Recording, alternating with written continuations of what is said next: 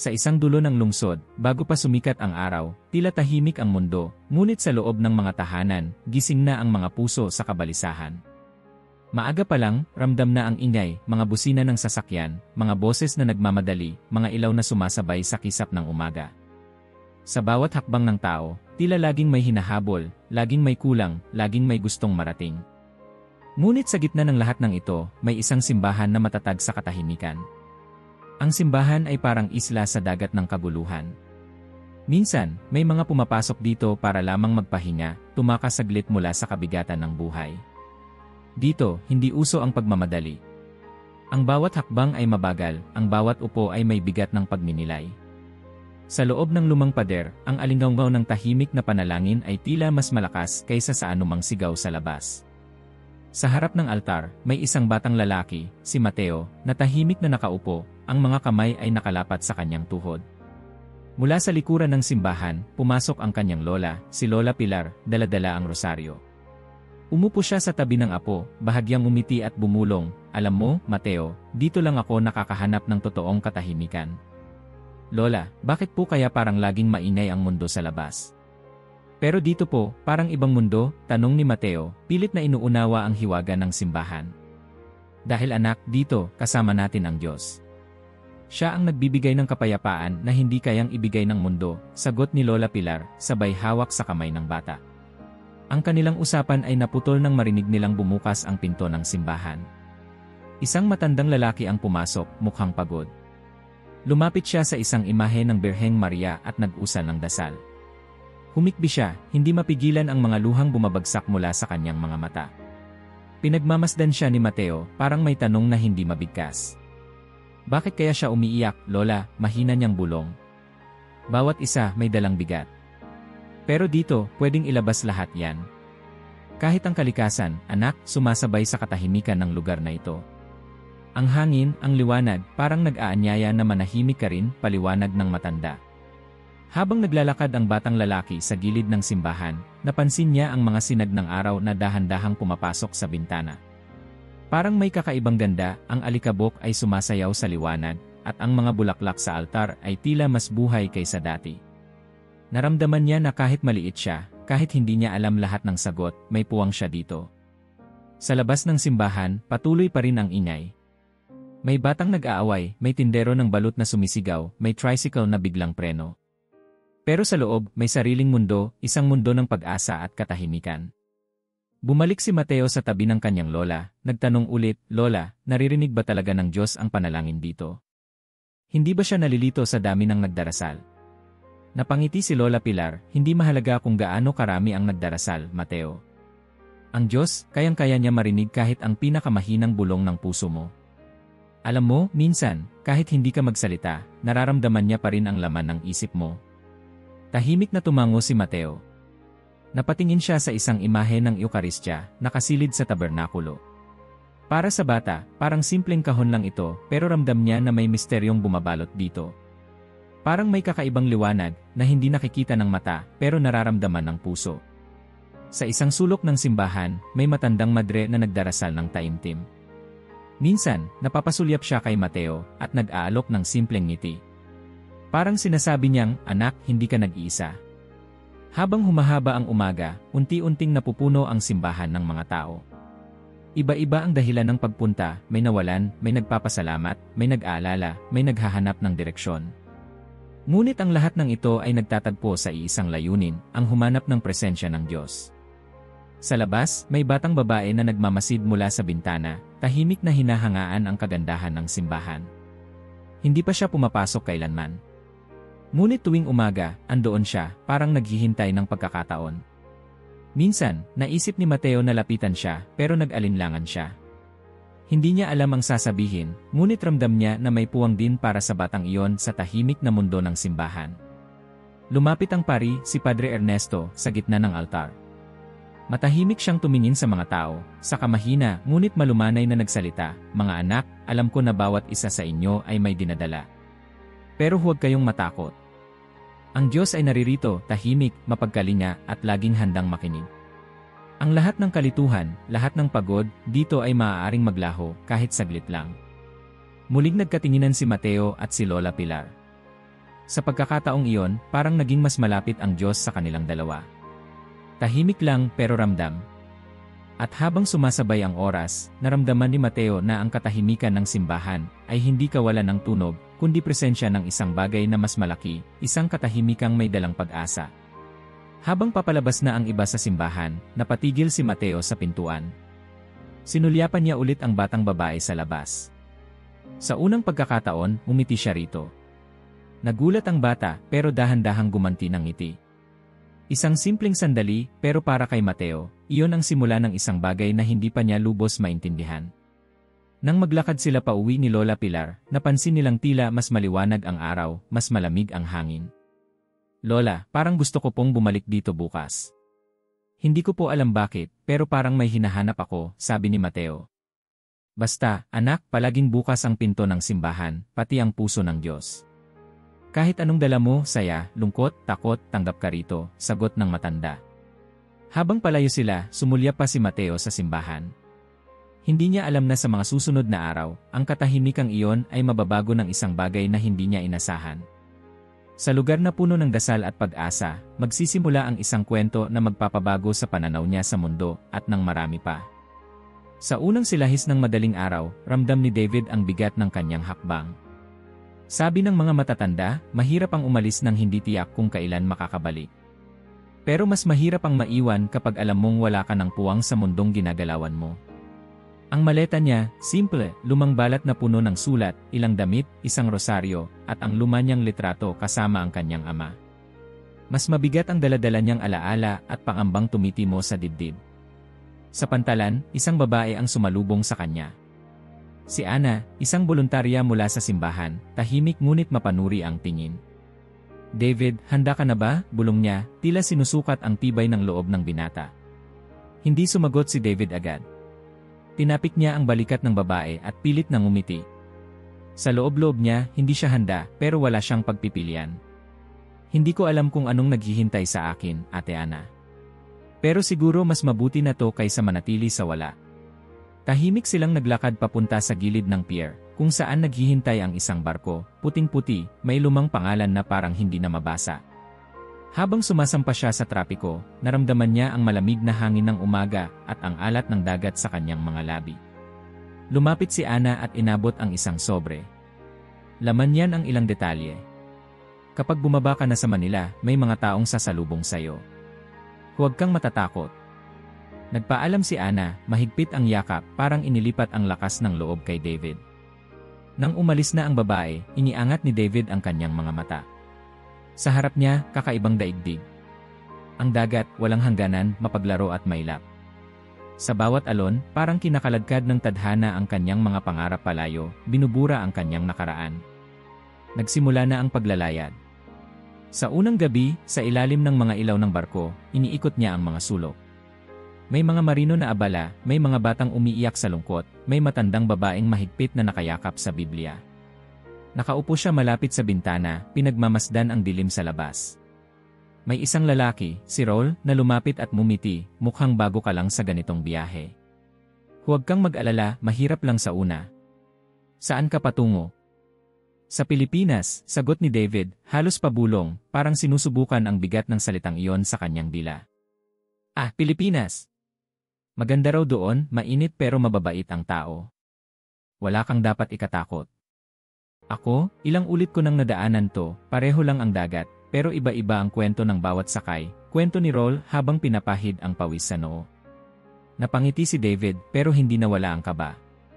Sa bawat araw ng paglalayag, palakas ng palakas ang hampas ng alon at ang ingay ng makina. Nagkakakilala na ang ilan pero nananatili siyang tahimik. Sa gabi, naiisip niya ang iniwang bayan, ang lumang simbahan, ang amoy ng tinapay tuwing umaga, at ang tinig ng ama niyang matagal nang nawala. Minsan, sa isang gabi ng malakas na bagyo, nagising siya sa pag-uga ng barko. May batang umiiyak, hinahanap ang nanay. Lumapit siya, inabot ang kamay ng bata, huwag kang matakot, andito lang ako. Parang umalalay na rin sa sariling takot ang kanyang mga salita. Habang lumilipas ang mga araw, nararamdaman niyang unti-unti siyang pinapalaya ng dagat sa bigat ng nakaraan. Ngunit kasabay ng bawat sikat ng araw, sumisilip ang panibagong takot, ano ang naghihintay sa kanya sa kabilang dulo ng mundo. Sa huling gabi bago makarating sa lupa, nagtipon-tipon ang mga pasahero sa deck. May marahang tugtog ng gitara, may mga nagkukwentuhan tungkol sa mga pangarap at pamilya. Tumayo si David sa gilid, pinagmamasdan ang kalangitan. Bigla siyang tinabihan ng isang batang babae, si May, may ngiti sa labi. "Anong pangalan mo, kuya?" tanong ni May. "David." "Ikaw," sagot niya, pilit na umiti. "May, saan ka pupunta sa Pilipinas?" "Hindi ko pa alam. Basta sabi nila, may sasalubong daw sa akin," sagot niya, hindi sigurado kung gusto niyang malaman ang kasunod. Umiti si May, hinawakan ang braso niya. "Sabi ng mama ko, mababait daw ang mga tao roon. Basta huwag kang matatakot. Lahat tayo may bagong simula." Sa simpleng usapan na yon, parang unti-unting nabawasan ang takot ni David. Habang papalapit ang barko sa Pampang, ramdam niya ang pagkabog ng dibdib. Ang Manila, ayon sa mga narinig niya, ay isang lungsod na laging gising, puno ng kulay, amoy, at tunog na hindi pa niya nararanasan. Pagbaba ng barko, sinalubong siya ng init at halu-halong amoy, timpla ng aspalto, pagkain, at usok ng sasakyan. Nakakasilaw ang araw. May mga batang naglalaro sa gilid ng pier, may mga matandang nagbebenta ng prutas, at may ilang tao na nakatitig sa kanya, parang alam na dayuhan siya. Sinundan niya ang mga palatandaan, at sa wakas, may isang lalaking may dalang karatula, David. Nilapitan niya, "Ako po si David." Ngumiti ang lalaki, nagpakilala bilang Mang Tonyo. "Tara, sumama ka na sa amin." Malayo-layo pa ang biyahe papuntang tahanan. Pinunasan niya ang pawis at inakay si David palabas ng pier. Sa likod nila, nagmamadali ang mga tao, abala sa kani-kanilang buhay. Sumakay sila sa isang jeepney, puno ng mga kulay, pangalan, at dekorasyon na hindi pamilyar kay David. Habang umaandar, sumilip siya sa bintana, mga eskinita na siksik sa tao, tindahan ng prutas at gulay, mga bata na nagtatakbuhan sa kalsada, at mga bahay na gawa sa kahoy at yero. Maraming beses siyang nagtanong sa sarili, "Kaya ko ba to? Makakasanayan ko ba ang lugar na ito?" Minsan, sa bawat kanto, natutulala siya sa mga karatula, hindi pamilyar ang salita. Sa isang sandali, huminto ang jeepney. May matandang babae na sumakay, may dalang bayong. Tiningnan siya, ngumiti, at nagsalita ng, "Magandang umaga, iho." Napatango lang siya, hindi alam kung paano sasagot. Si Mang Tonyo ang sumalo, dayuhan po siya, galing sa malayo. Pero matututo rin yan. Tahimik lang si David, pero nakaramdam siya ng kaunting ginhawa. Hindi siya nag-iisa sa pag-adjust. Nang makarating sila sa maliit na bahay, sinalubong siya ng pamilya ni Mang Tonyo, may mainit na sabaw, may halakhak, at may kwento tungkol sa kanilang buhay. "David, dito ka muna. Kami ang magiging pamilya mo habang nandito ka," sabi ni Aling Nena, asawa ni Mang Tonyo, sabay abot ng isang mangkok ng lugaw. "Basta dito, walang dayuhan. Lahat, pamilya." Naantig si David, hindi sanay sa ganoong pagtanggap.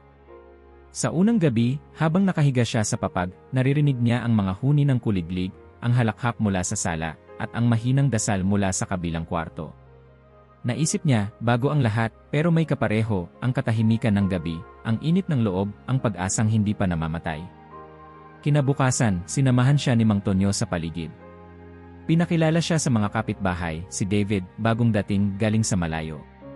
May mga bata na lumapit, nagtatanong sa kanya ng pangalan at kung anong pagkain ang gusto niya. "Anong tawag dito?" tanong ni David, sabay turo sa malagkit na tinapay. "Pandesal yan. Tikman mo," tawa ng batang si Rico.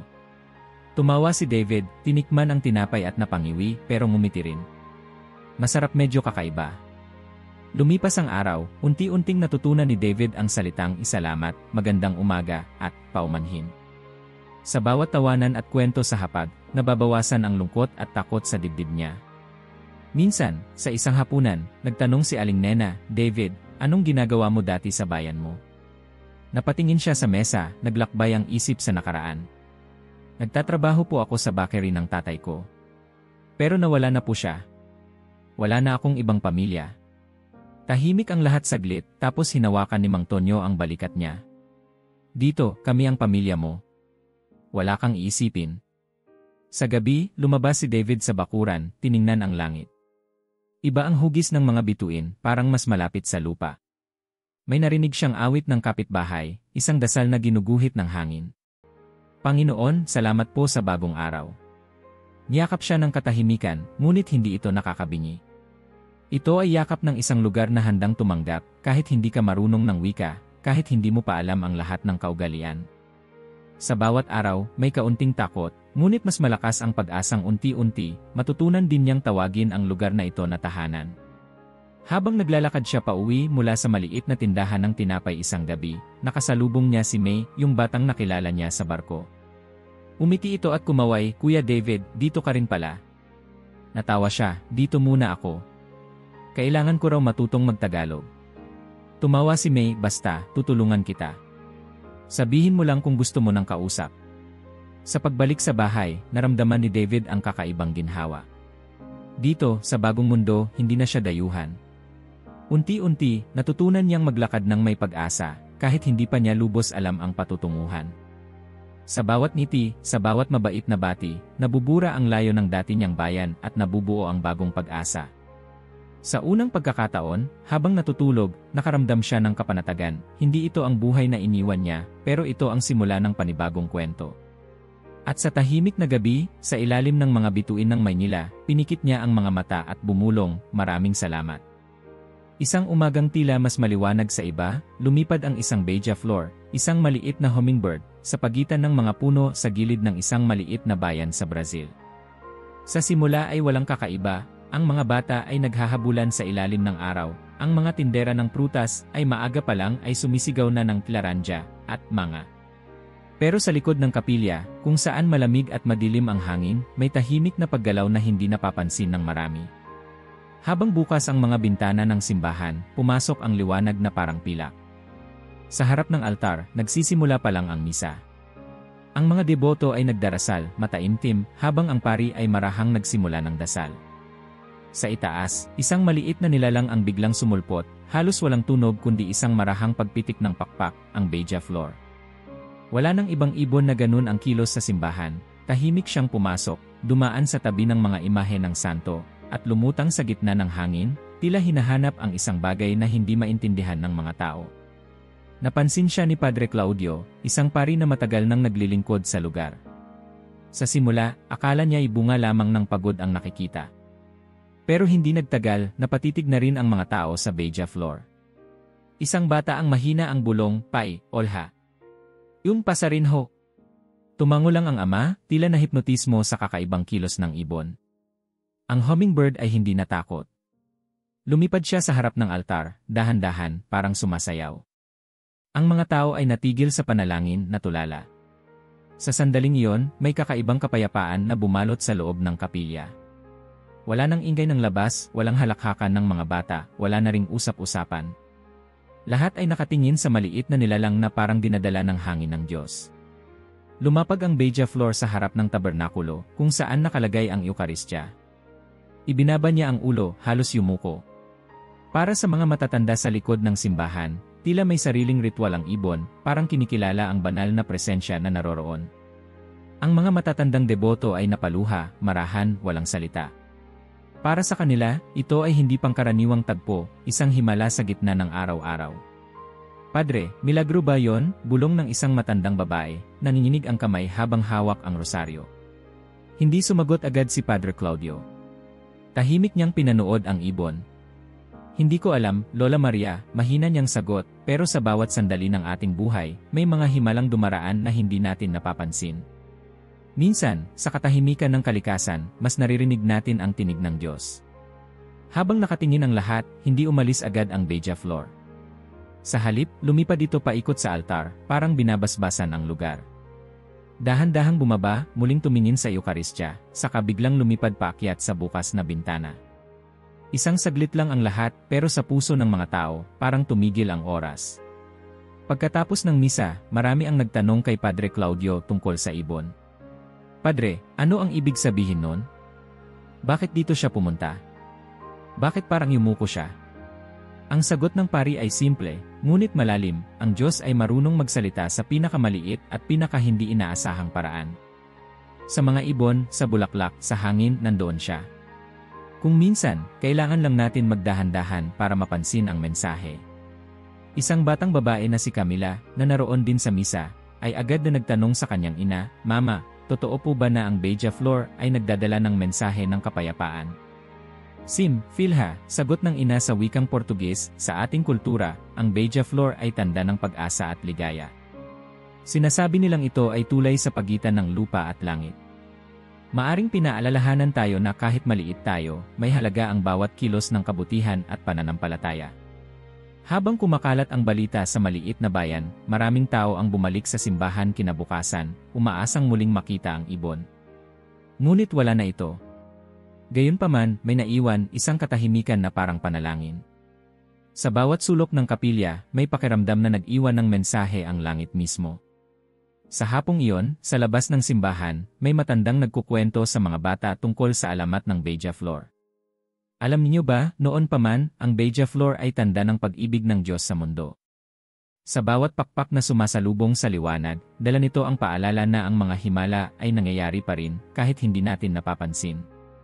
Sa dulo ng kwento, nagtanong si Camila, "Lolo, anong ibig sabihin kung ang Beija Flor ay pumunta sa harap ng Eukaristya?" Napatingin ang matanda sa langit, nag-isip sandali. Ibig sabihin, ang kalikasan mismo ay marunong kumilala sa kabanalan. Kahit hindi marunong magsalita, ang bawat nilalang ay may paraan para ipakita ang paggalang sa Diyos.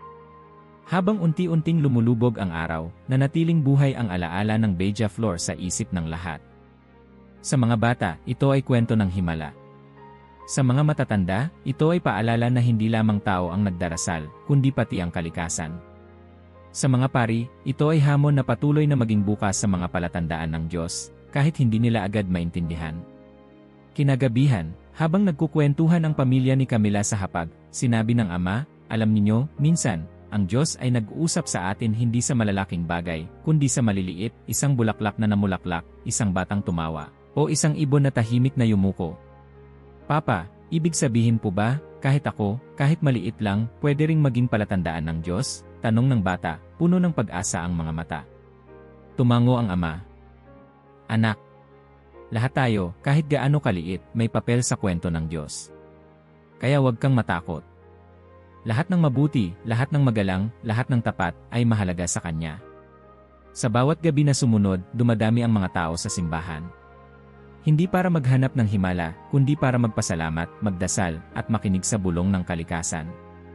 Ang simpleng pagbisita ng isang Beija Flor ay naging paalala na ang banal ay laging nariyan, hindi kailangang malakas, hindi kailangang magarbo. Minsan, ang katahimikan at pagyuko ay sapat na. At habang natutulog ang bayan, sa ilalim ng liwanag ng buwan, tila may dumaan na aninong maliit sa bintana ng kapilya. Tahimik, mabilis, halos hindi mapansin. Ang mga natutulog ay nanaginip ng mga pakpak at bulaklak, ng musika na walang tunog, ng liwanag na hindi nakikita ng mata. Sa puso ng bawat isa, may pag-asang sumibol na sa bawat araw, sa bawat simpleng kilos ng paggalang at pagmamahal, muling lilitaw ang banal, sa paraan na pinaka hindi mo inaasahan. Sa kalayuan, may nagtanong, babalik pa kaya ang Beija Flor? Walang sumagot, ngunit sa katahimikan ng gabi, parang may marahang bulong, ang himala ay hindi nawawala, nag-aabang lang sa pusong marunong tumingin at makinig.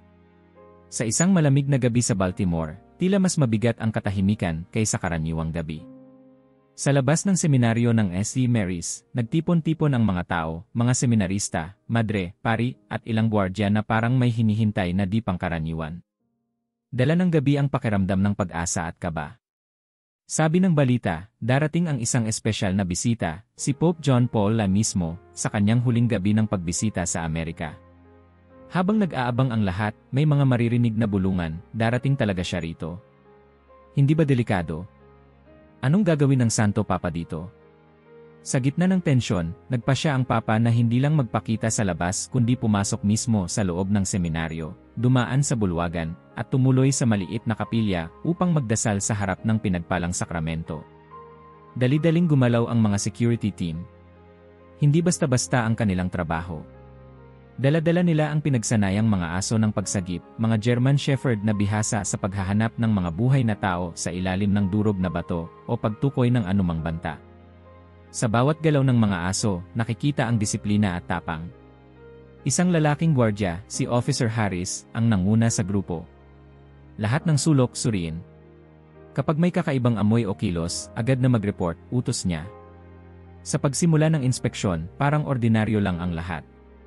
Sa bulwagan, kinapa ng mga aso ang bawat upuan, kinilala ang bawat amoy ng tao at bagay. Sa mga pasilyo, sunod-sunod ang pag-amoy at pag-aligid, mga buntot na nakakiling, mga tainga na nakataas, handang rumesponde sa anumang hudyat. Habang papalapit sila sa kapilya, naramdaman ng mga gwardya ang biglang pagbagal ng mga aso. Hindi sila nagmadali, parang may inaalam na mahalaga. Bago pa man pumasok, narinig ni Officer Harris ang mahinang ungol ng pinakamatandang aso, si Rex, na parang may tinutukoy na di maipaliwanag. Pagbukas ng pinto ng kapilya, sumalubong ang lamig at ang kakaibang tahimik. Walang tao sa loob, ngunit naroroon ang presensya ng sagrado, ang tabernakulo, tahimik na sumisilay sa ilalim ng mahina at gintong ilaw. Sunod-sunod na pumasok ang mga aso, at tumigil sila sa gitna ng pasilyo, hindi umusad agad. Tahimik ang bawat galaw, walang kahol, walang takot, ngunit punong-puno ng paggalang. Si Rex, ang pinakamalaki, ang unang naglakad papunta sa harap ng altar. Sinundan siya ng dalawa pang aso, si Luna at si Max. Sa bawat hakbang, para bang may bumubulong sa hangin, dahan-dahan, may naririto. Nang makarating sila sa mismong harap ng tabernakulo, tumigil silang sabay-sabay. Huminga ng malalim si Officer Harris. Ano kayang nangyayari, bulong niya sa sarili. Sinubukan niyang kalabitin ang tali ni Rex. Come on, boy, mahinang utos niya, ngunit hindi gumalaw ang aso.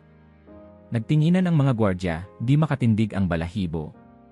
Ang mga aso, nasanay sa bilis ng kilos at paghanap ng tao, ngayoy parang nahipnotismo sa isang di nakikitang presensya. Si Luna ay umupo sa harap ng tabernakulo, itinaas ang ulo, parang nakikinig sa isang malayong tawag. Si Max ay dumapa, suminghot-singhot sa hangin, tapos napabuntong hininga at napatingin sa altar. Parang may tao, bulong ng isang gwardya. Wala namang tao, sagot ni Harris, nag-aalalang sinusuri ang paligid. Ngunit ang mga aso ay hindi tumigil. Isa-isa silang humagulgol ng mahina, hindi iyak ng takot, kundi parang awit ng paggalang. Ibinaba ni Rex ang ulo, dumapa, at tumitig sa tabernakulo na parang kinakausap ang hindi nakikita ng tao. Sa labas, hindi alam ng iba ang nangyayari. Sa loob, ramdam na ramdam ang bigat ng sandali. Pumasok si Sister Bernadette, isang madre na palaging nagdadasal tuwing gabi. Pagbukas niya ng pinto, nakita niyang dumapa ang mga aso. Tahimik siyang nag-sign of the cross at lumapit. Huwag kayong matakot, mahina niyang bulong. Ang mga hayop, minsan, mas marunong pang kumilala ng sagrado kaysa sa tao. Lumapit siya kay Rex, marahang hinaplos ang ulo ng aso. Naririto ang Panginoon, hindi ba? Ngumiti siya, at parang tumahimik ang hangin. Si Rex, parang umayon, nilapit ang ulo sa kamay ng madre at nagpakabait. Samantala, pumasok ang isang seminarista, si Miguel, na napansin ang kakaibang eksena. Sister, bakit po kaya ganyan ang mga aso? Tahimik na ngumiti si Sister Bernadette. Hindi ko alam, anak. Pero minsan, kapag tunay na naroroon ang presensya ng Diyos, pati ang mga nilalang na hindi marunong magsalita ay lumuluhod at nagbibigay galang. Nagpatuloy ang inspeksyon. Ngunit kahit anong hila at utos ng mga gwardya, hindi naalis ang atensyon ng mga aso sa tabernakulo. Parang hinihintay nila ang isang utos na hindi nila maintindihan. Parang alam nila dito, hindi sila tagapagsalba. Sila mismo ang nakasaksi sa sagrado. Nang bumalik na si Officer Harris sa labas, nagkatinginan sila ng ibang gwardya. Ano bang meron sa kapilya? Tanong ng isa. Hindi ko alam, sagot ni Harris, pero parang hindi lang basta kwarto yon. Parang may buhay. Sa gabi, nagtipon ang mga seminarista sa kapilya, bitbit ang kanilang tanong at pananabik. Umupo si Miguel sa harap ng altar, tahimik na nagdasal. Narinig niyang bumukas ang pinto, pumasok si Padre Tomas, ang kura ng seminaryo. Nabalitaan mo na ba ang nangyari? Tanong ni Padre Tomas. Opo, Father. Yung mga aso po hindi nila maiwan ang harap ng tabernakulo. Parang may tinitingnan sila. Tumango si Padre Tomas, tumingin sa tabernakulo. Ang Eukaristya ay tunay na presensya ng Diyos. Maraming beses na, ang mga hayop ay nagpakita ng paggalang na mas totoo pa kaysa sa ilan sa ating tao. Minsan, mas malinis ang puso nila, mas bata, mas handang tumanggap. Tahimik na nakinig si Miguel, pinagmasdan ang liwanag na sumisilip mula sa gilid ng tabernakulo. Sa katahimikan ng gabi, narinig niya ang marahang awit ng mga kuliglig sa labas, at ang mahinang huni ng hangin na parang bumubulong ng panalangin. Kinabukasan, kumalat na ang balita sa buong seminaryo. May mga seminarista na nagkwento sa kanilang pamilya, "Mama, Papa, alam nyo ba, yung mga aso ng security, hindi tumigil sa harap ng altar. Parang nagdarasal din sila." Sa kanto ng seminaryo, pinag-uusapan ng mga tao ang nangyari. May batang tumakbo papasok, sinubukang gayahin ang kilos ng aso, sabay tawa. Ngunit sa mga may edad, alam nila hindi lang basta biro ang nakita. Isang guro, si Elrea Perez, ang nagsabi sa klase, "Mga bata, tandaan nyo, minsan ang himala ay hindi sa malakas na tunog, kundi sa simpleng kilos ng paggalang." Habang lumilipas ang araw, nanatili ang alaala ng mga aso, ang tahimik na pagyuko, ang pag-upo sa harap ng tabernakulo, ang pag-awit ng mga ungol na parang panalangin. May seminaristang naglakad papunta sa kapilya isang gabi, nagdalang rosaryo. Sa pintuan pa lang, naramdaman niya ang bigat ng presensya, parang bumabalot ang pag-ibig ng Diyos sa bawat sulok. Lumapit siya sa harap ng tabernakulo, tahimik na umupo, at bumulong, "Panginoon, turuan mo po akong maging tulad ng mga aso, tapat, handang tumanggap, handang magbigay galang kahit walang nakakaintindi." Sa katahimikan ng kapilya, naramdaman niya na hindi siya nag-iisa. Parang ang bawat hangin, bawat liwanag, ay puno ng pag-asa. Sa labas, tahimik na sumisilip ang buwan, at ang mga bituin ay parang mga matang nakamasid, nagbabantay sa bawat dasal at pagninilay. Habang tinatapos ng seminaryo ang huling gabi ng pagbisita ng Papa, nagtipon ang lahat sa kapilya, nag-alay ng panalangin para sa bagong araw. Sa tabi ng altar, iniwan ni Sister Bernadette ang isang maliit na piraso ng tela na may bordang krus. Para ito sa lahat ng nilalang na nagpapakita ng tapat na paggalang, hayop man o tao, sabi niya. Sa susunod na araw, umalis na ang Santo Papa, at nagpatuloy ang buhay ng seminaryo. Ngunit sa puso ng lahat ng naroroon, hindi nila malilimutan ang gabi na iyon, ang gabi ng katahimikan, ng pagyuko, ng paggalang na ipinakita ng mga nilalang na walang salita. Mula noon, sa tuwing papasok sa kapilya si Miguel, laging sumisilip siya sa harap ng tabernakulo, parang naghihintay ng muling pagdating ng mga aso. Minsan, napapangiti siya. "Siguro, Panginoon, sapat na ang tahimik na puso para maramdaman ka." At sa bawat gabi, habang tahimik na sumisindi ng kandila si Sister Bernadette, iniisip niya ang mga araw na iyon. Ang Diyos ay dumadaan sa katahimikan, at ang kalikasan ay palaging sumasabay. Sa kapilyang iyon, nagpatuloy ang buhay, ngunit hindi na muling naging pareho ang pananaw ng mga nakasaksi. Ang kanilang mga panalangin ay mas taimtim, ang kanilang mga kilos ay mas magalang, at ang bawat katahimikan ay naging paanyaya, makinig, magdasal, at umasa. Sa bawat sulok ng kapilya, nakatanim ang alaala ng mga aso ng pagsagip, at ang kanilang tahimik na paggalang ay naging bahagi na ng kwento ng pananampalataya sa lugar na iyon. Sa pagputi ng langit isang Disyembre sa Portugal, namumukod tangi ang damdamin ng mga tao, hindi lamang dahil malapit na ang Pasko, kundi dahil ipinagdiriwang ng buong bansa ang ika-negatibo 300 anibersaryo ng pagtatalaga ng kanilang lupa sa Birheng Maria, ang Immaculada Concejo.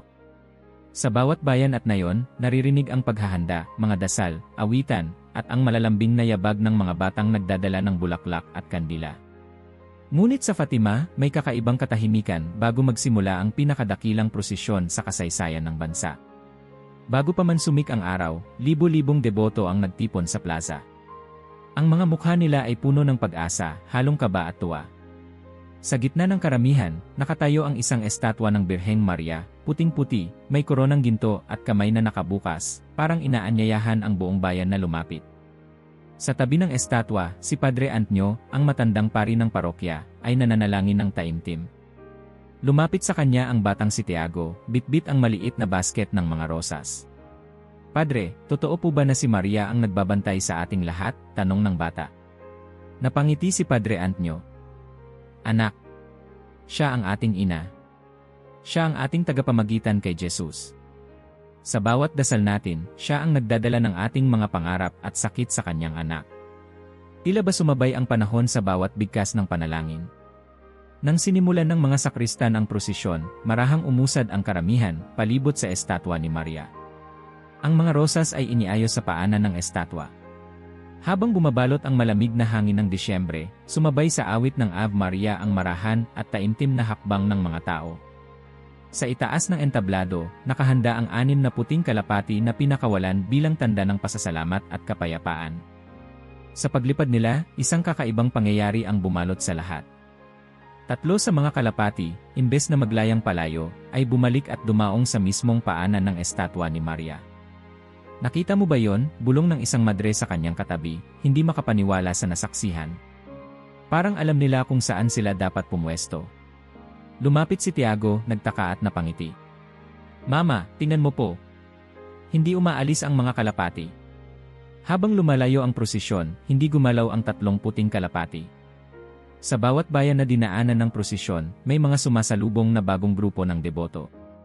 May mga batang nagtutulungan maghagis ng bulaklak, mga matatandang nagdarasal ng rosaryo, at mga ina na nag-aalay ng kandila para sa kanilang mga anak. Sumunod si Tiago sa tabi ng estatwa, parang bantay ng mga kalapati. Padre, bakit kaya hindi sila umaalis? Tanong niya. Umupo si Padre Antonio sa tabi ng bata. Anak, may mga bagay na hindi agad natin maintindihan. Pero ang Diyos, marunong magpadala ng palatandaan. Ang mga kalapati ay simbolo ng kapayapaan, ng Espiritu Santo, at ng tapat na pag-ibig. Siguro, gusto lang tayong paalalahanan na ang langit ay laging kasama natin, lalo na sa piling ni Maria. Habang patuloy ang prosesyon, napansin ng lahat na hindi kumikilos ang mga kalapati. Kahit malakas ang tunog ng tambol, kahit humahampas ang malamig na hangin, kahit daan-daang kamay ang dumadaan malapit sa kanila, nanatili silang tahimik at mapayapa sa paanan ni Maria. Marami ang nagtanong, hindi ba sila gutom? Hindi ba sila natatakot? Isang matandang babae, si Donna Helena, ang nagsabi habang pinapahid ang luha sa kanyang pisngi, baka naiintindihan nila ang kahalagahan ng okasyong ito. Baka sila ang sagot sa mga dasal natin. Lumipas ang 3 araw ng paglalakbay. Habang abala ang lahat sa paghahanda para sa pagdating ng estatwa sa Lisbon, naging sentro ng kwento ang 3 kalapati. Pinag-uusapan sila sa mga tindahan, sa mga kalsada, maging sa mga radyo at diaryo. Sa bawat bagong lungsod na nadaanan, sinusubukan ng mga bata at matatanda na abutin ang mga kalapati, ngunit sila ay nanatiling kalmado, parang may sariling mundo na hindi kayang gambalain ng tao. Sa gabi ng ika-7 ng Disyembre, nagtipon ang libu-libong mga bata sa harap ng simbahan. Isinagawa ang isang seremonya ng pagtatalaga, lahat ng mga bata, inilaan sa pangangalaga ni Maria. Ang liwanag ng kandila ay parang mga bituin sa lupa, at ang hangin ay puno ng awit ng pag-asa. Sa gitna ng prosesyon, naglakad si Tiago kasama ang kanyang ina, si Donna Clara. Mama, gusto ko pong mag-alay ng dasal para sa tatay ko na malayo. Sana po, protektahan siya ni Maria, gaya ng pagprotekta ng mga kalapati sa estatwa. Hinaplos ni Donna Clara ang buhok ng anak. Si Maria ay ating ina, anak. Hindi niya pinababayaan ang kanyang mga anak saan man sila naroroon. At ang mga kalapati, para silang mga anghel na nagpapakita ng kanyang pagmamahal. Habang lumalapit ang prosesyon sa gitna ng Lisbon, dumarami ang mga tao, umaawit, umiiyak, at nagdarasal. Sa bawat hakbang, mas lumalalim ang pananampalataya ng mga naroroon. Ang mga talulot ng rosas ay inihahagis sa hangin, marahang lumulutang pababa, dahan-dahang bumabalot sa paanan ng estatwa, at sa 3 puting kalapati. Maging ang mga obispo at pari ay hindi mapigil ang kanilang pagkamangha. Sa isang pagkakataon, lumapit si Arsobispo Joe, tumingin sa mga kalapati at bumulong, Maria, Reyna ng Langit, ipanalangin mo kami. Sa sandaling iyon, parang may namuong kapayapaan sa paligid. Ang mga tao ay natigil, nakatingin lang sa estatwa, at sa mga puting kalapati na parang hindi naapektuhan ng anumang nangyayari. Sa pagdating ng prosesyon sa Katedral ng Lisbon, sumabay ang mga kalapati. Sa loob ng katedral, tila mas tahimik ang hangin, mas malamig, mas sagrado. Habang nagsisimula ang misa, naupo ang lahat, at nagsimula ang solemneng pag-awit ng Ave Maria. Sa kasagsagan ng misa, habang binabasbasan ng obispo ang hostya, may kakaibang nangyari. 2 sa mga kalapati ang biglang lumipad, dahan-dahang pumagitna sa altar. Ang isa ay lumapag sa gilid ng epistola, ang isa naman sa gilid ng ebanghelyo. Tahimik silang dumapa, halos sabay na ibinaba ang ulo, parang nakikiisa sa dasal ng mga tao. Ang 3 kalapati, nanatili sa paanan ni Maria, hindi kumikilos, parang nagbabantay. Nang itaas ng obispo ang Eukaristya at isigaw, Ace o Cordero de Dios, marahan at tahimik na bumangon ang 3 kalapati, lumipad paikot sa ulo ng estatwa, saka dumapo sa mismong korona ni Maria. Sa sandaling iyon, ibinuka ng kalapati ang kanyang mga pakpak, malapad, puting-puti, at napuno ng liwanag ang buong altar. Hindi humihina ang mga tao. Lahat ay tahimik, nakamasid. Walang nagsalita, walang umiyak, ngunit ang bigat ng presensya ng banal ay bumalot sa buong katedral. Parang nagbigay galang ang langit sa lupa, at sa katahimikan, nanuot ang mensahe, si Maria ang ating ina, ang ating tagapamagitan, at ang kanyang pagmamahal ay hindi kayang tumbasan ng salita. Pagkatapos ng misa, dumagsa ang tao sa altar. Lahat gustong makita ang tatlong kalapati. Ngunit sa halip na magulo, nanatili ang kaayusan. Ang mga bata, tahimik na nagdarasal sa paanan ni Maria, ang mga magulang, yakap ang kanilang mga anak, at ang matatanda, nakaluhod, hawak ang rosaryo, may ngiti sa mga labi. Lumapit si Tiago kay Padre Antonio, "Padre, ibig sabihin po ba nito, narinig ni Maria ang ating mga dasal?" Tumingin si Padre Antonio sa mata ng bata, puno ng pag-asa ang tinig, "Anak. Si Maria ay laging nakikinig. Hindi mo kailangang sumigaw para mapansin ka niya." Isang bulong, isang luha, isang dasal, dala niya lahat kay Jesus. Sa labas ng katedral, muling nagtipon ang mga tao para sa prosesyon ng liwanag. Bawat isa ay may hawak na kandila, ang mga kalye ay nabalot ng liwanag at dasal. Ang tatlong kalapati ay nanatiling tahimik sa paanan at korona ng estatwa, parang mga anghel na sumasabay sa bawat hakbang ng bayan. Kinabukasan, sa unang liwanag ng araw, nakita ng mga madre ang tatlong kalapati, naroroon pa rin, malapit kay Maria. Ngunit habang natapos ang misa at bumalik ang buhay sa lungsod, unti-unti silang lumipad papalayo, tahimik, parang nagpaalam. Ngunit ang alaala ng kanilang presensya ay hindi na mabubura sa puso ng lahat. Isang batang babae ang lumapit kay Donna Helena, "Lola, babalik pa kaya ang mga kalapati?" Ngumiti ang matanda, hinawakan ang pisngi ng bata. "Babalik sila, anak, tuwing ang puso natin ay handang magtiwala, magmahal, at sumunod kay Maria. Dahil siya ang ating ina, at ang mga palatandaan ng langit ay palaging narito, basta marunong tayong tumingin." At sa katahimikan ng hapon, habang natutulog ang bayan sa ilalim ng liwanag ng araw, sumabay sa hangin ang mga bulong ng pasasalamat. Sa kwento ng tatlong kalapati, nabuhay ang pananampalataya at pag-asa. Ang paglalakbay ay hindi lang kwento ng prosesyon, kundi kwento ng bawat pusong umasa, naniwala, at nagtiwala sa gabay ng isang ina. Sa bawat prosesyon, sa bawat panalangin, sa bawat tahimik na sandali, naaalala ng mga tao ang himala ng tatlong kalapati. At sa puso ng Portugal, nananatili ang mensahe ni Maria, hindi kailanman iniiwan ang kanyang mga anak.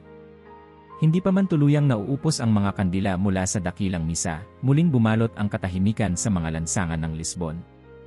Ngunit ibang-iba na ang katahimikan ngayon, parang may natutulog na pag-asa sa bawat sulok, sa bawat mata ng mga batang nakakapit pa rin sa mga nanay nila, at sa bawat rosaryo na patuloy na gumuguhit ng panalangin sa hangin.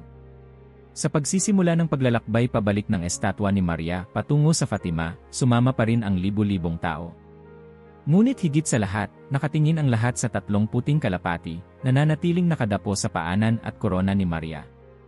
Sa bawat hakbang ng prosesyon, naririnig ang mahinang bulong ng mga dasal, at ang musika ng mga chore ay parang dumadaloy lang sa hangin, hindi kailanman bumabasag sa sagradong katahimikan. Sa bawat baryo na dinaraanan, sinalubong ng mga tao ang prosesyon ng may kagalakan at pananabik. May mga lola na naglalabas ng mga lumang imahen ng Birheng Maria, pinupunasan ang mga ito at inilalagay sa bintana, sabay sabing, "Aba, Maria, kami po'y dumadalangin. Ilayo ninyo kami sa panganib." Ang mga batang babae, nakasuot ng puti, ay nag-aalay ng bulaklak, tahimik ang bawat yapak, parang natatakot gambalain ang presensya ng tatlong kalapati. Habang naglalakad si Tiago sa tabi ng kanyang ina, hindi niya maalis ang tingin sa mga kalapati. "Mama, parang hindi sila napapagod. Ang tagal na nilang kasama si Maria," bulong niya. Ngumiti si Donna Clara, niyakap ang anak. "Kapag may mahal ka, hindi ka napapagod, anak. At ang pagmamahal kay Maria, at sa Diyos, ay hindi nasusukat sa lakas ng katawan, kundi sa tibay ng loob." Sumabay si Padre Antonio sa kanila, tahimik na pinagmamasdan ang debosyon ng mga tao. Napansin niyang, habang lumalayo ang prosesyon mula sa kabisera, lalong nagiging totoo ang katahimikan. Hindi na lang ito ordinaryong prosesyon, ito na ang naging lakbay ng buong bayan tungo sa pag-asa. Ang bawat tingin sa mga kalapati ay parang paalala na hindi sila nag-iisa, may kasabay sila sa bawat dasal, sa bawat takot, sa bawat pag-asa. Sa isang maliit na baryo, nagtanong ang isang batang si Sofia sa kanyang lola, "Lola, ano po ba ang ibig sabihin kapag may himala?" Nagbuntong hininga ang matanda, tapos tumingin sa langit, ang himala, apo, ay hindi lang yung malalaking bagay. Minsan, ito yung katahimikan sa puso mo, yung pagdamdam mo na hindi ka nag-iisa, at yung alam mong may nagbabantay sa'yo kahit di mo sila nakikita. Tahimik si Sofia. Pinagmamasdan niya ang mga kalapati na parang mga puting anino sa liwanag ng araw, matatag, hindi natitinag. Habang lumilipas ang oras, napansin ng marami na kahit sa lakas ng tunog ng tambol, kahit sa hiyawan ng mga bata, hindi natitinag ang mga ito. Wala silang takot, wala silang agam-agam. Parang sila ang tulay ng katahimikan sa gitna ng ingay ng mundo. Sa isa pang bayan, tumigil ang prosesyon para sa maikling panalangin. Dumaan si Arsobispo Joe sa harap ng mga tao, nagsalita ng tahimik ngunit malalim, "Mga minamahal, ang milagro ay hindi palaging nakikita ng mata. Kadalasan, ito ay nararamdaman ng puso." Ang tatlong kalapati na ito ay paalala sa atin na ang katapatan ay hindi nauubos at ang pag-asa ay laging buhay. Mula sa likuran ng prosesyon, isang batang lalaki ang nagsimulang umawit ng simpleng awit ng Ave Maria. Unti-unti sumabay ang mga tao. Ang mga tinig nila, bagamat mahina, ay tila dumadaloy sa hangin, nagpapalalim sa sagradong katahimikan ng lakbayin. Sa bawat nota, parang may himig ng paghilom, ng pagyakap, ng pagkalinga. Bago magdilim, dumaan ang prosesyon sa isang parang napuno ng mga bulaklak. Tahimik ang lahat, parang sabay-sabay nilang pinapakinggan ang pintig ng mga puso. Sa tabi ng daan, may matandang lalaki na nag-abot ng bulaklak sa estatwa ni Maria, sabay sabi, "Salamat, Inang Maria, sa pagtanggap mo sa aming mga dasal." Sa bawat sandali ng paglalakbay, nadarama ng mga tao ang pagiging ina ni Maria. Hindi lang siya estatwa, isa siyang presensya na may yakap na hindi nakikita pero nararamdaman ng lahat. Sa harap ng kanyang mga paa, ang tatlong kalapati ay patuloy na nagbabantay, parang bantay na anghel na walang imik. Sa isang sandali ng katahimikan, napansin ni Tiago na umiiyak si Donna Helena, ang matandang kapitbahay. "Lola, bakit po kayo umiiyak?" tanong ng bata. Ngumiti si Donna Helena sa gitna ng luha, "Hindi ito luha ng lungkot, anak. Ito ay luha ng pasasalamat. Maraming taon na akong nagdarasal, humihiling ng himala. Ngayon, pakiramdam ko, narinig ni Maria ang lahat ng panalangin ko, kahit hindi ako nagsalita ng malakas." Lumalim ang gabi, at habang bumababa ang temperatura, naging mas mahigpit ang pagkakapit ng mga tao sa bawat isa. Ngunit ang apoy ng kandila sa bawat kamay ay hindi namamatay. Parang nagsasabi ang liwanag, "Magtiwala ka lang. Hindi ka nag-iisa." Bago tumuloy ang prosesyon sa huling bahagi ng paglalakbay, nagpasya ang mga pari na tumigil para sa panandaliang pagninilay. Habang tahimik ang lahat, biglang may marahang pag-ihip ng hangin. Kumampay ang pakpak ng isang kalapati, ngunit nanatili sa paanan ni Maria. Sa sandaling iyon, parang umikot ang panahon, naalala ng lahat ang kanilang mga sakit, takot, pangarap, at biglang naramdaman nilang hindi na sila natatakot. Sa huling gabi ng paglalakbay, habang ang lahat ay natutulog sa paligid ng simbahan, nagtipon ang ilang matatanda sa harap ng estatwa. Walang nagsasalita, ngunit ramdam ang bigat ng presensya ni Maria at ng mga kalapati. Isa-isang nagdasal ng taimtim, "Inang Maria, salamat sa paglalakbay na ito. Salamat sa himalang ibinigay mo. Palakasin mo po kami, patatagin sa pag-asa." Kinabukasan, habang sumisikat ang araw, natapos ang paglalakbay. Bumalik ang estatwa sa Fatima, ngunit hindi bumalik ang dating katahimikan, mas malalim na ito, mas puno ng pag-asa at pagmamahal. Ang mga tao ay nagyakapan, nagpasalamat, at nagdasal. Ang mga bata ay mas tahimik, mas marunong umunawa ng sagrado. Sa paanan ni Maria, naroon pa rin ang tatlong kalapati, parang nagsasabing, ang pag-asa at katapatan ay hindi kailanman natatapos. Bumalik sa bahay si Tiago, bitbit ang rosas na inialay niya kay Maria. "Mama, naniniwala na talaga ako na si Maria ay hindi lang kwento. Siya ang ating ina, kahit saan tayo mapunta." Hinaplos ni Donna Clara ang ulo ng anak. "Anak." At ang mga kalapati, parang paalala yan ng langit na laging may himala, basta marunong kang manahimik at makinig.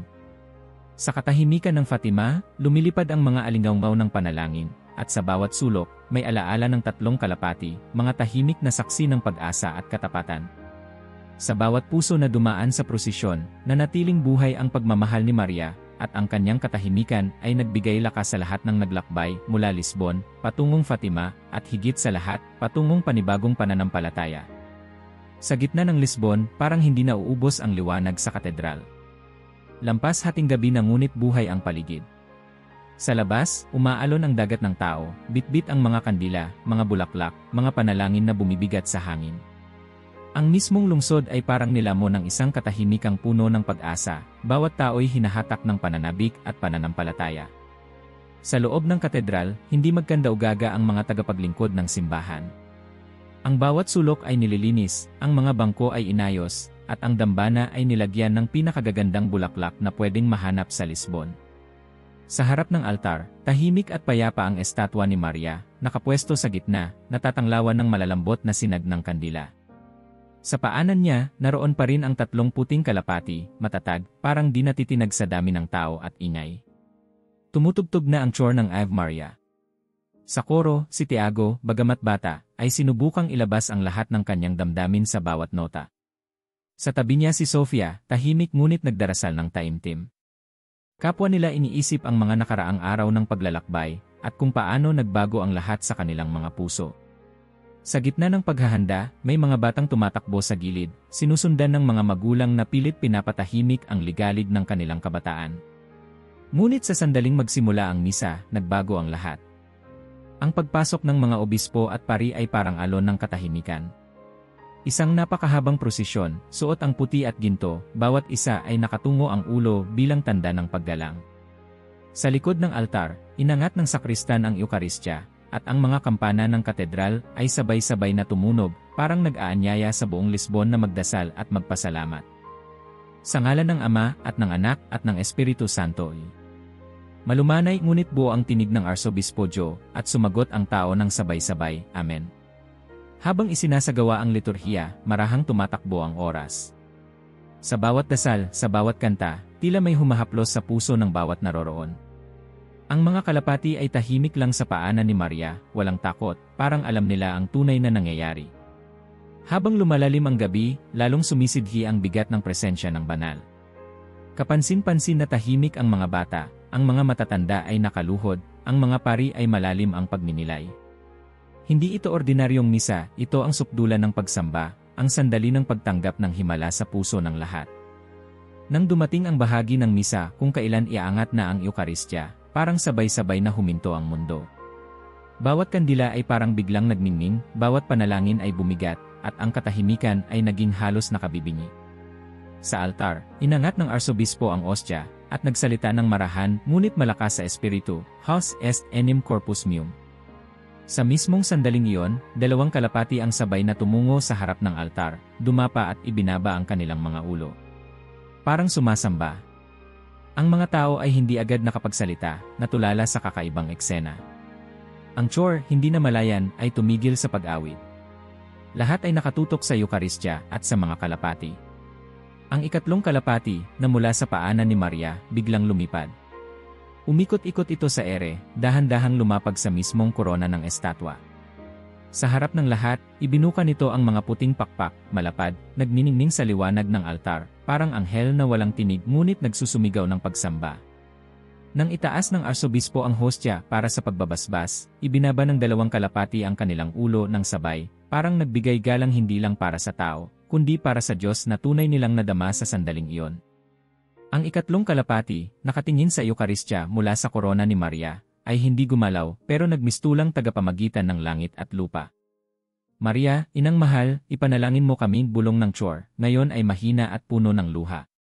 Hindi mapigilan ng ilan ang pag-iyak, may batang yakap-yakap ng ina, umiiyak ng tahimik, may lalaking lumuhod sa gitna ng katedral, bumulong ng panalangin na tanging siya at Diyos lang ang nakakarinig.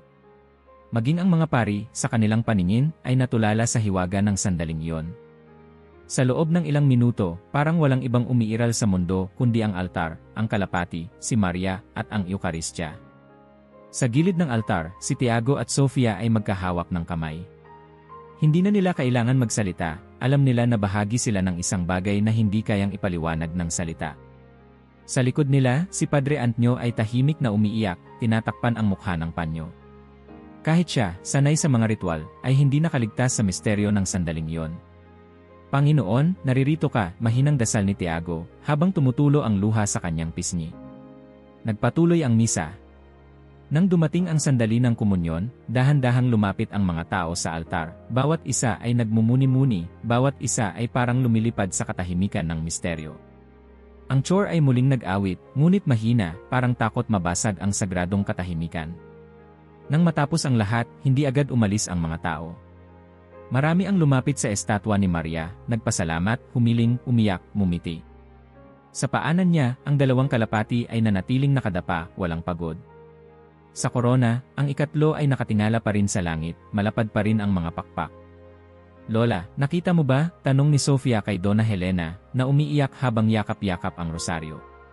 Parang sumasamba sila kay Jesus. Tumango si Donna Helena, "Anak. Minsan, ang langit ay bumababa sa lupa, hindi sa ingay, kundi sa katahimikan ng mga nilalang na tapat ang puso." Nagtipon-tipon ang chore sa likod ng altar, pagod ngunit masaya. Si Tiago bumaling kay Padre Antonio. "Padre, ibig sabihin po ba, nararamdaman din ng kalikasan ang presensya ng Diyos?" Napangiti si Padre Antonio. "Anak, kapag malinis ang puso, kahit hayop ay nakakaramdam ng sagrado. Ang Diyos ay hindi lang sa salita, kundi sa kilos, sa katahimikan, sa simpleng pagyuko at pagsamba." Habang unti-unting nauupos ang mga kandila, at ang liwanag ng araw ay sumisilip na sa mga bintana ng katedral, unti-unti na ring nauubos ang tao. Ngunit bago sila umalis, bawat isa ay sumulyap sa estatwa ni Maria, sa mga kalapati, at sa altar, parang ayaw pakawalan ang alaala ng sandaling iyon. Sa labas ng katedral, sumabay ang pagputok ng mga paputok sa liwanag ng umaga. Ang buong Lisbon ay parang sumisigaw ng kagalakan, ngunit sa puso ng bawat naroroon, katahimikan at pagsamba ang tunay na iniwan ng sandali. Si Tiago, bitbit ang isang puting bulaklak, ay lumapit kay Sofia. "Hindi ko makakalimutan ang gabi na to," bulong niya. Umiti si Sofia, "Ako rin. Parang nagising ang puso ko. Parang totoo lahat ng dasal ko." Lumapit si Padre Antonio sa kanilang dalawa. "Mga anak, dalhin niyo ang himalang ito saan man kayo mapunta. Sa bawat pagsamba, sa bawat katahimikan, alalahanin niyo ang tatlong kalapati, at si Maria na laging nagtuturo sa atin kay Jesus." Habang naglalakad pa uwi ang mga tao, may narinig silang awit mula sa malayo. Ang huni ng mga ibon, ang hampas ng hangin, at ang musika ng katedral ay nagsanib-sanib, parang paanyaya ng langit na huwag kalimutan ang gabing iyon. Sa bawat pintig ng puso, sa bawat hikbi ng panalangin, sa bawat marahang pagbukas ng pakpak, ang sagrado ay naging totoo, nakikita, naririnig, nararamdaman. At sa katahimikan ng umaga, sa pag-alis ng mga tao, nanatili sa altar si Maria at ang tatlong kalapati, patuloy na nagpapaalala na ang himala ay hindi lang minsan, kundi araw-araw na paanyaya sa mas malalim na pagsamba. Mula sa tahimik na simbahan sa France, sa mahiwagang paglipad ng Beija-Flor sa Brazil, sa mga aso ng pagsagip sa Baltimore, at sa mga kalapati ng Portugal, paulit-ulit na sumasalubong ang kalikasan sa mga tao, tila may sarili itong panalangin, sarili nitong wika ng pagsamba. Laging naroon ang mga hayop, mga ulap, mga hangin, at mga bulaklak, hindi lamang bilang dekorasyon ng mundo kundi bilang mga saksi, tagapagdala, at minsan, mismong mensahe ng langit. Nang matapos ang prosesyon, at unti-unting bumalik ang mga tao sa kanilang normal na buhay, nanatili sa kanilang alaala ang mga sandaling iyon, mga nilalang na tahimik na nagbigay galang, mga ibon na hindi umalis, mga asong hindi gumalaw. Sa bawat pagbabalik tanaw, laging bumabalik ang tanong, bakit tila may espesyal na ugnayan ang kalikasan at ang banal? Isang araw, habang nag-uusap sina Tiago at Sofia sa bakuran ng kanilang paaralan, napatingin sila sa isang paru-paro na dahan-dahang bumagsak sa bulaklak. Tahimik silang napatigil, parang naulit ang damdamin noong misa, isang liwanag na dumaan sa gitna ng araw-araw. "Sofia, palagay mo ba, nararamdaman din ng mga hayop ang Diyos?" tanong ni Tiago. Tumango si Sofia, kasi ang Diyos ay lumikha sa kanila. Baka may paraan sila ng pagsamba na hindi natin maintindihan, pero nararamdaman natin. Sa kabilang dako, si Padre Antonio ay naglalakad sa paligid ng simbahan. Pinagmamasdan niya ang mga punong may ibon, ang damong sumasayaw sa hangin, at ang araw na pilit sumisilip kahit may ulap. "Panginoon," dasal niya, "salamat sa mga paalala mo. Sa katahimikan ng kalikasan, sa bawat buhay na galaw, may mensahe ka palang iniiwan." Hindi nawala sa isip ng mga tao ang hiwaga ng mga kalapati. Sa bawat gabi ng pagninilay, naiisip nila ang tatlong puting ibon, hindi lang bilang simbolo ng kapayapaan, kundi bilang patunay ng katapatan, ng pagkapit sa pananampalataya, kahit may ingay at pagdududa. At sa bawat misa, bawat pagtunog ng kampana, bawat pagtingin sa Eukaristya, laging paalala, may mga saksi tayong hindi marunong magsalita, ngunit marunong lumuhod. Ngunit sa likod ng lahat ng himala, hindi maikakaila ang realidad ng mundo, ingay ng syudad, pagod ng trabaho, pag-aalinlangan sa puso ng ilan. May mga kabataang tila napapalayo, natatangay ng agos ng makabagong teknolohiya, ng mga tanong na hindi madaling sagutin. Ang ilan, patuloy ang tanong, totoo ba talaga ang Diyos? Hindi ba't mga kwento lang ito? Sa gitna ng pagdududa, nananatili ang presensya ng Eukaristya. Para sa Katoliko, ito ang puso ng pananampalataya. Isang bagay na hindi kayang ipaliwanag ng siyensya o lohika, pero mararamdaman sa bawat katahimikan ng simbahan, sa bawat pag-upo sa harap ng tabernakulo. Dito, ang mga tanong ay hindi laging nasasagot, ngunit ang puso ay nabubusog, ang kaluluwa ay nagkakakulay. Isang hapon, napadaan si Donna Helena sa simbahan. Matagal na siyang hindi nakadalo, maraming pinagdadaan ng pagdududa. Ngunit habang nakaupo siya sa likod, nakita niyang may batang lalaki na tahimik na lumuhod sa harap ng altar, hawak ang maliit na rosaryo, hindi nagmamadali, hindi nagpapaliwanag. Pinagmamasdan niya ang bata, walang salita, ngunit punong-puno ng pananalig. Sa sandaling iyon, napaiyak si Donna Helena.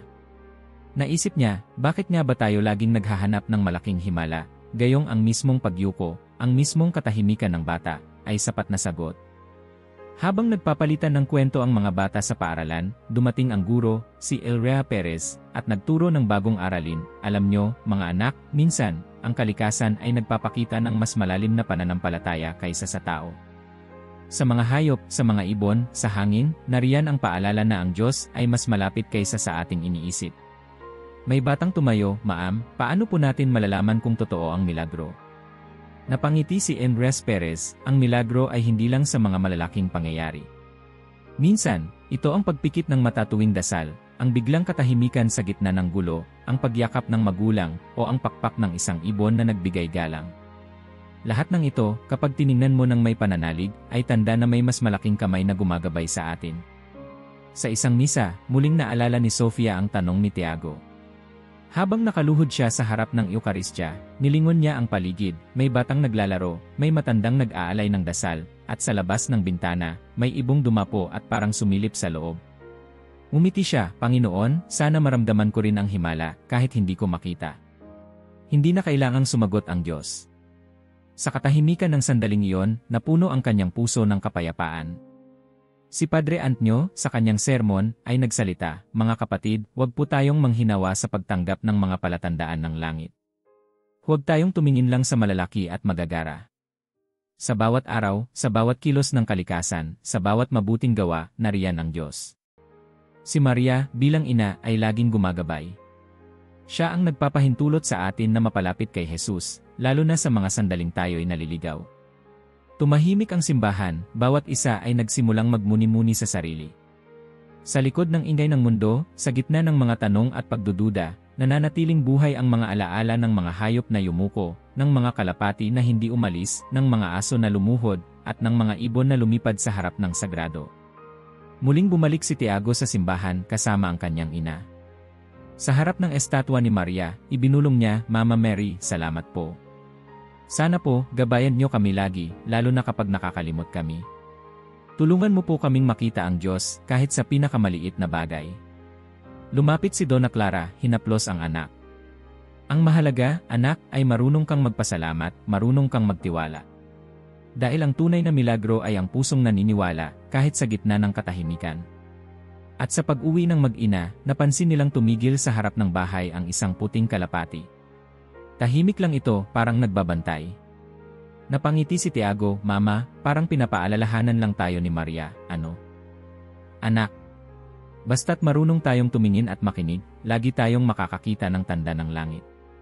Sa pagtatapos ng araw, habang ang araw ay sumisilip sa pagitan ng ulap at hangin, naging mas malapit ang langit sa lupa. Sa bawat kwento ng kalikasan, sa bawat dasal ng bata, sa bawat katahimikan ng gabi, naririnig ang mensahe ng Diyos, nariyan ako, anak. Hindi ka nag-iisa. Minsan, kapag natapos na ang lahat ng selebrasyon at naubos na ang sigaw ng mga kampana, nananatili ang katahimikan. Sa umaga pagkatapos ng prosesyon, wala na ang maraming tao sa mga kalsada, ngunit nananatili ang bakas ng kanilang pananampalataya. Sa paligid ng simbahan, tahimik na namumulaklak ang mga bulaklak, ang mga kandila ay nauupos na, at ang hangin ay puno pa rin ng bango ng insenso na tila bumabalot sa bawat dumadaan. Sa ilalim ng mga punong nagkikislapan ng liwanag ng araw, naglakad si Tiago kasama ang kanyang ina, dahan-dahan lang, walang pagmamadali. Ang bawat hakbang nila ay parang paanyaya na namnamin ang bawat sandali, bawat pintig ng puso, bawat ihip ng hangin. Sa kanilang paglalakad, napansin ni Tiago ang isang puting kalapati na dumapo sa sangay, na natili roon, tahimik, parang bantay ng langit. "Mama, bakit kaya madalas nating makitang tahimik ang mga hayop kapag malapit sa simbahan?" Tanong ni Tiago, mahina ang tinig, takot mabasag ang sagradong katahimikan. Ngumiti si Donna Clara, nilingon ang anak. "Alam mo, anak, marunong silang makinig. Hindi nila kailangan ng maraming salita para maramdaman ang presensya ng Diyos. Minsan, mas malapit pa sila sa langit kaysa sa atin dahil marunong silang magpakumbaba at makiramdam." Sumabay sa kanila si Sofia at ang kanyang lola Helena, hawak ang rosaryo. Tahimik silang naglakad patungo sa maliit na kapilya sa tabi ng nayon. Sa pintuan, nakaupo si Padre Antonio, nagpapahinga matapos ang sunod-sunod na gabi ng pagdiriwang. Ngumiti siya nang makita ang mga bata. "Halina kayo, mga anak. Tuloy kayo. Wala nang misa ngayon, pero bukas pa rin ang pintuan ng Diyos." Pumasok silang lahat at sa loob ng kapilya, tahimik na naupo ang bawat isa. Walang nagsalita agad. Naramdaman nila ang lamig ng simento, ang amoy ng lumang kahoy, at ang malamlam na liwanag ng umaga. Sa altar, may maliit na bulaklak na iniwan ng isang hindi kilalang deboto. Sa tabi nito, may dumapong paru-paro, parang tagapagdala ng panibagong simula.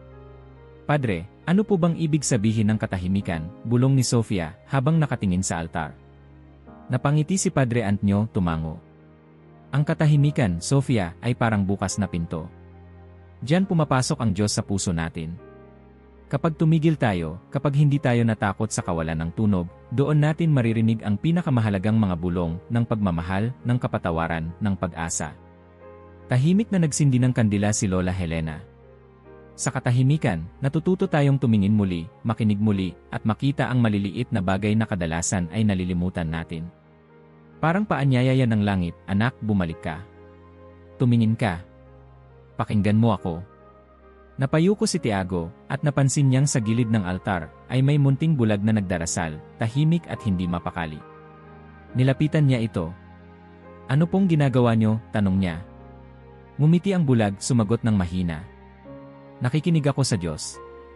Hindi ko siya nakikita, pero nararamdaman ko siya sa bawat katahimikan ng simbahan. Mas malapit siya sa akin, kapag wala akong ibang naririnig kundi ang sarili kong paghinga at tibok ng puso." Nagbuntong hininga si Tiago, napangiti. Parang si Maria, laging tahimik lang pero laging kasama. Tumango ang bulag, "Anak." Si Maria ang unang nakinig. Siya ang nagsabing, nang walang reklamo, walang tanong. Kaya siya ang ating ina, siya ang daan, ang pintuan, ang tulay papunta kay Jesus. Kapag naliligaw ka, kapag hindi mo alam ang gagawin, tumahimik ka lang at hingin mo ang gabay ni Maria. Siya ang magdadala sa iyo sa kanya. Tahimik ang buong kapilya. Parang lahat ay sabay-sabay na nagdadasal, sabay-sabay na nakikinig. Sa labas, sumik ang araw, pinaliliwanag ang mga bintana. Sa sandaling iyon, walang mahirap, walang takot, walang ingay. Ang mundo ay parang isang malaking simbahan, lahat, kahit sandali, ay marunong tumigil. Lumabas sina Tiago, Sofia, at ang kanilang pamilya sa kapilya. Sa hardin, naglalaro ang mga bata, tumatawa, walang alinlangan. Ang mga lolo at lola ay nagkukwentuhan sa lilim ng puno. Lahat ay parang may bagong sigla, mas kalmado, mas handang makinig sa isa't isa. Sa tabi ng ilog, naglakad si Padre Antonio, tinanaw ang mga isdang tumatalon sa tubig. Pinagmasdan niya ang dumadaang ulap, ang mga ibon na nagliliparan sa himpapawid. "Panginoon, salamat po sa tahimik na umaga. Salamat sa mga bata na marunong tumingin. Salamat kay Maria, na palaging narito, hindi para ipagmalaki ang sarili kundi para ituro kami kay Jesus." Minsan, sa gitna ng kasiyahan, napapansin ng mga tao ang isang puting kalapati na lumilipad sa ibabaw ng simbahan. Sinasabayan ito ng mga ibon at paru-paro, at ang mga bata ay nag-uunahan sa pagsigaw, "Tignan niyo! Babalik na naman ang mga himala." Ngunit hindi na ito kailanman naging parang dati, hindi na kailangan ng malaking tanda o kakaibang pangyayari para makadama ng sagrado. Sa bawat simpleng bagay, pagngiti, pagyakap, pagdasal, pagbulong ng isalamat, naroon ang imbitasyon ng langit. Paanyaya na magdahan-dahan, tumingin, makinig, at hanapin si Maria, na laging nag-aabot ng kamay. Nang sumapit ang gabi, tahimik na nagtipon ang pamilya ni Tiago sa paligid ng hapag. Walang maingay na kwento, walang reklamo, puro mga tahimik na pasasalamat. Salamat, Diyos ko, sa isang araw ng katahimikan. Salamat sa pagmamahal sa pamilya, sa mga kaibigan. Salamat kay Maria na gabay namin palagi, bulong ni Donna Clara. Sa mga gabing katulad nito, habang ang mundo ay natutulog, ang simbahan ay nananatiling bukas sa bawat pusong naghahanap. Kahit walang misa, kahit walang sermon, bukas pa rin ang pinto ng langit para sa mga marunong tumahimik. At kapag dumaan ka sa harap ng tabernakulo, parang may bulong na naririnig, "Anak, naririto ako." Kumapit ka. Magpahinga ka. Magtiwala ka. Minsan, iniisip ng ilan, paano ko mahahanap ang Diyos? Saan ako magsisimula? Ngunit laging bumabalik ang sagot, simulan mo sa katahimikan. Sa katahimikan, naroroon si Maria, marunong makinig, marunong umiyak, marunong umasa. Siya ang pintuan, hindi siya hadlang. Siya ang nagbubukas ng ilaw kapag madilim ang landas, siya ang naghahatid ng kamay ng Diyos sa ating mga ordinaryong araw. At sa bawat pagbalik-tanaw sa kwento ng usa na naglakad sa simbahan, ng beja flor na yumuko, ng mga aso na nagbigay galang, ng mga kalapati na nagbantay kay Maria, naaalala ng lahat na ang himala ay hindi laging malakas, hindi laging kakaiba. Minsan, ito ay katahimikan lamang. Isang imbitasyon, isang bulong, isang malambing na yakap ng presensya ng Diyos. Sa paglipas ng mga taon, patuloy ang pagdaloy ng buhay. May bagong prosesyon, may bagong bata na nagdarasal, may bagong kwento ng pananampalataya at pag-asa. Ngunit ang paanyaya ng katahimikan ay nananatili, tumigil ka, makinig, tumingin, at muling tuklasin ang presensya ng Diyos sa mga bagay na akala mo'y maliit, ngunit sa katunayan ay dakila. Si Maria, sa bawat panahon, ay ina na hindi nagsasara ng pinto. Siya ang ilaw sa madilim na gabi, ang yakap kapag malamig ang mundo, ang kaibigan kapag walang makinig. Huwag kang matakot lumapit. Sa kanya, lagi kang may puwang. Ang mga hayop ng kwento, ang usa, beja flor, aso, at mga kalapati, ay mga paalala ng langit, kayang tumigil ang kaluluwa, kayang makinig ang puso, at kayang magbago ang buhay sa isang sandali ng katahimikan. Huwag mong sayangin ang paanyayang ito. At kapag nahanap mo na ang iyong katahimikan, huwag mo rin kalimutan ibahagi ito. Sa isang mundo na laging nagmamadali, ikaw na marunong tumigil ay magiging ilaw para sa iba. At sa bawat paghinga, bawat dasal, bawat tahimik na ngiti, muling mabubuo ang tulay sa pagitan ng langit at lupa. Sa wakas, bumalik si Tiago sa simbahan, tumingin sa altar, at tahimik na bulong, "Maraming salamat, Diyos ko. Maraming salamat, Inang Maria." Sa sagot ng katahimikan, naramdaman niyang sapat na yon. Hindi kailangan ng milagro para maramdaman ang langit, minsan, isang malalim na hininga at isang pusong handang makinig ay sapat na. I like ang video at mag-subscribe sa channel kung nagustuhan mo.